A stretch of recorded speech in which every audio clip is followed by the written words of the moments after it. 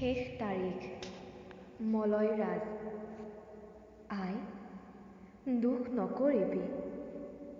পিতাই, দুখ নধৰিবি। তহঁতৰ ভাগ্যতে চাগে জুই লাগিল, কি কৰিবি। মই দুষ্ট ল'ৰা নাছিলোঁ। মই আসক্তৰ আবাসত বৰকৈ জুৰুলা হ'লোঁ। মুকুৰি কৰিলোঁ মোক আৰু 3টা আত্মা। তহঁতে দায় নধৰিবি।